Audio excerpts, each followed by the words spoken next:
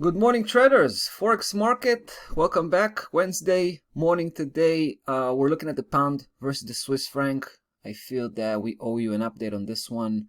You probably remember we activated the pound Swiss and went with a bullish position right after we saw that huge spike slicing 1833, which we knew was going to be a big support level, was going to pose a big problem for price action when it was on the downside. And then, of course, we saw that huge spike and we decided to commit to a bullish position. 3 days later, we already tagged the target, right? We were aiming at 120.89, which is the big resistance level. And even though I specifically said that we think price was going to go to 2250, which is where the previous high is. By the way, we still think that's going to be the case. But I also said that we're going to be closing the position at 2089 and possibly coming back later on when we feel it's the right timing to try to catch the rest of the move to 2250. So, and that's exactly what happened, right? Price tagged at 2089. We had a target right there, so automatically we were out.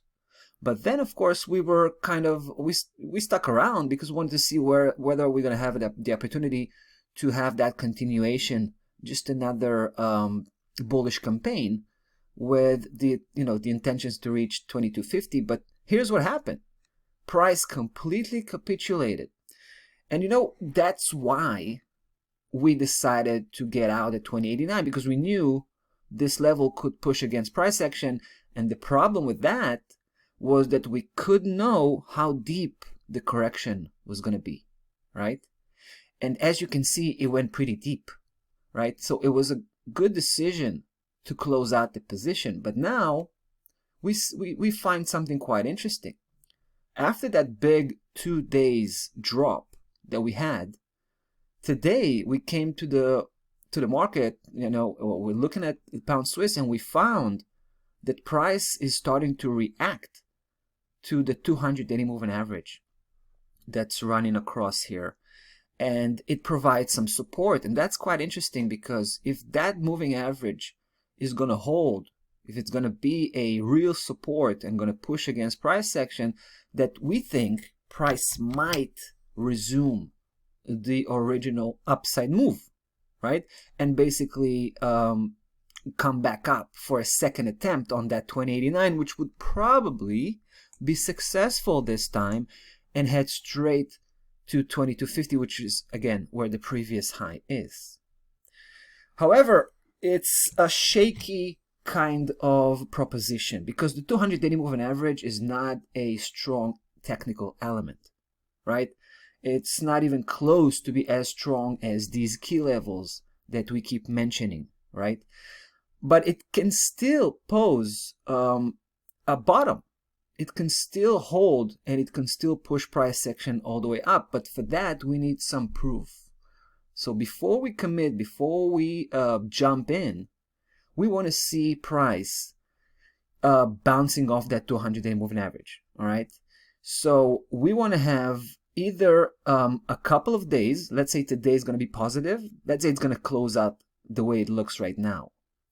Well, that's not going to be enough. So then we will demand one more positive day, and then we'll pull the trigger. Another scenario is price basically bouncing off that level today and ending up the day very positively, right? Let's say it's going to go all the way to 120, like surpassing yesterday's highest high, for example, on the close. That's also going to be good enough reason for us to pull the trigger, right? If that happens, we only going to need one positive day if it's going to be profound upside move. If not, we're going to demand two, right? That's the game plan. That's how we're trying to secure this, shaky element of the 200-day moving average posing as a big support level right now at this point. All right, guys. So yeah, we have the plan to, to continue with our original game plan, reaching 2250, but we need some proof that price had found a solid support and it's ready to reignite that upside move. All right, guys, that's about that pound Swiss. Hope you enjoyed it. We'll be back with the next video, so stay tuned.